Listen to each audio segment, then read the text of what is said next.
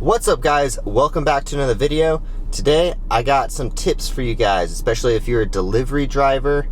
Ooh, these are gonna be some good tips, and they're gonna help on all apps. I'm not gonna just do like Doordash or Postmates this time. I'm gonna give you guys some tips that help out on all different kinds of apps, because I've done Uber and Lyft and Doordash and Postmates and Instacart. Done a lot of them, so I feel like I've got a pretty good opinion on how to make more money.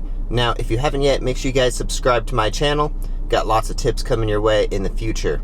So, number one, my first tip, if you want to make more money, it's going to be save money. Because if you're driving around really fast and you're wasting a lot of gas, it's not going to help you at all, because you're essentially just kind of like running up an escalator going the opposite direction. You want to save as much as you possibly can on gas.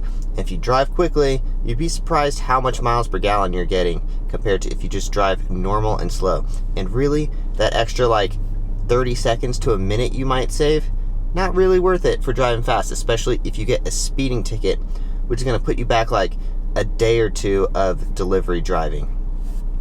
Number two, the second one, just so you guys know, I have 7 tips. Number two, you got to do multiple apps at once.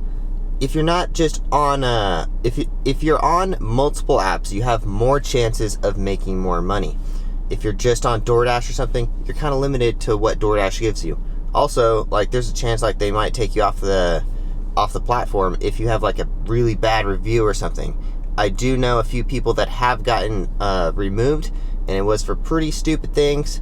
I feel like I'm pretty safe, and I don't really like take long on the orders or anything, so I feel like I'm pretty safe. But I always stick to doing multiple apps. I'm always signed on Postmates at the same time, although I barely take any orders on Postmates.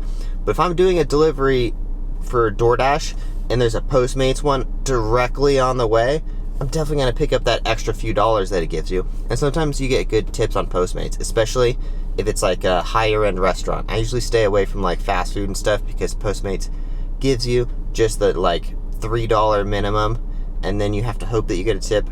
I don't like hoping. I like to know what the order is going to be. That's why I usually stick to DoorDash.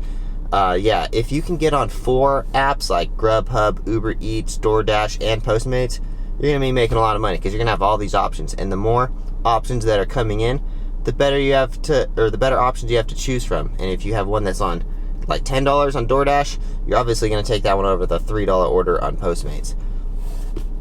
Number 3. Drive to busy areas. Now, you want to make sure that you're not just chilling at home, especially if you're like in the suburbs away from all the restaurants, because whoever's the closest to the restaurant is going to be who gets the order.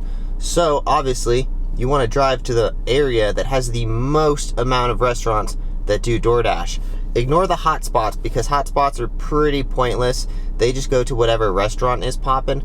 But if one restaurant's popping and it's way over here, compared to if you could go to the mall and there's like 10 restaurants over here, obviously you're going to have way more luck going to the places with more restaurants. Number 4, stay in the busy area. If you get an order and it takes you really far away, sure, it might be for $7 for 3 miles or 4 miles, but if it takes you all the way away from everything, you still got to drive 4 miles to come back to the restaurants. So you got to consider all that driving. Sometimes I'll take orders that take me back to my house, even if they're not good orders. I'd rather get paid to drive back to my house than I would to just drive back to my house for nothing. So it depends on like, that's why I say stay logged in all day long, because you never know if you're driving home from like Best Buy or something, and then there's an order that's perfectly on the way to make $10. You could pay off whatever you just bought, you know? So try to stay in good hot areas, and rather than just like drive way into the mountains or something like that, stay in the good areas. That's going to really help you a lot, because if you can take an order that goes from one restaurant over to another busy area, obviously you're not going to have to drive around after that, and you're going to be still busy. Number 5, you got to set a standard for your orders. You don't want to just accept everything. If you're just accepting everything, you're going to be wasting your time, because you get a lot of pretty crappy orders on DoorDash and Postmates, and you know it. Sometimes you'll get some really crappy orders, and they'll be like $3 for like 7 miles or something like that. I set a standard, and it depends on which car I'm driving around. I used to take pretty crappy orders sometimes if I was driving my Tesla, because I didn't really care. No gas I was spending. But if I'm driving around my Ford Explorer, this thing doesn't get that good miles per gallon. It's around like 18 or so. So I only take orders that are $2 per mile. So if I get an order that's $7, it's gotta be 3.5 miles or less. Sometimes I'll take a little bit more, especially if it's like a higher end restaurant like Outback Steakhouse, because typically you do get tips on those orders. But if it's like a quick one, like a burger place or like a fast food restaurant, I will not take anything unless it's at least $2 per mile. So you choose, depends on what kind of area you're in, depends on like what time you're dashing, because if it's later at night, you can't be so picky.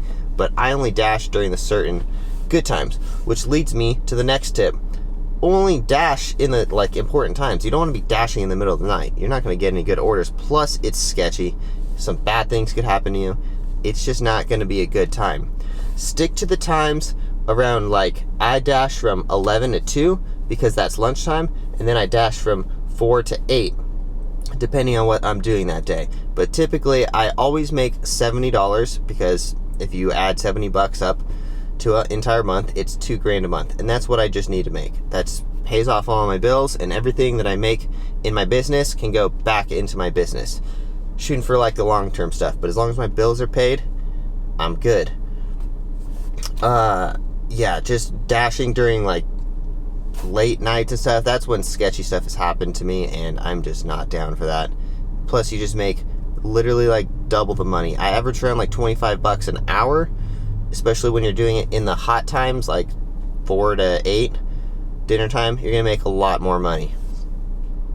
Another tip that I do all the time, but I haven't really told people about: slide upon arrival, let the app know that you are at the restaurant as soon as possible, even if you're not even there yet. Sometimes if I get an order from Chipotle, I obviously know where Chipotle is going to be, because that's where I typically park. I'm going to slide upon arrival right away, and if the app like Doordash lets me, they are going to think that I'm already at the store waiting for that order. If I don't slide upon arrival, they don't know, they basically think that I'm still driving there. So I'm not going to get extra orders. If I slide upon arrival ASAP, the app thinks that I'm just chilling there waiting for an order. They're going to be more likely to give me another order on top of that, therefore giving me more options to what I can do. The next one is going to be dress nice, because right now I'm not dashing. Otherwise, I typically try to dress a little bit nicer, because you only have like, what, 5 to 10 seconds to make an impression on someone. So you obviously want to make a good impression. They're more likely to tip you, and it just looks a lot nicer, rather than if you're dressing like pretty, like you just went to the gym or something. You just don't look professional. People are more likely to feel safe and give you a bigger tip when you're actually putting an effort into how you look, and it just makes you look more professional. You're more likely going to get better ratings. Everything else is going to just kind of like add on with it. So that's definitely a big one. Dress nice. So again, let's review over the things that we've gone over. Drive a normal speed, don't speed. Do multiple apps at once. Get signed in to as many as you possibly can. Drive in busy areas. Don't drive like by your house or something. Go to the busy area. Pick a mall or something. I would like literally go to the mall, because malls typically have a lot of restaurants, therefore giving you more options. Don't drive super far away from the restaurants, because then you gotta drive back, especially if you're doing DoorDash. You have to drive in a specific area. They give you zones, and if you drive out of that zone, you gotta drive back to that zone to get more orders. Set a standard, just don't take every single order, because that's not going to be any good for you. You're going to end up wasting a lot of time. Slide upon arrival. Don't arrive and sit at the restaurant without telling the app that you're actually at the restaurant, because you're kind of limiting how many options you can really get. Dress nice. Just dress nice. That one's pretty self-explanatory. Well, thank you guys for watching. That concludes the delivery driver cheat codes. I'm Tanner Markley. Subscribe if you haven't. Give this video a like, and see you guys in the next one. Peace.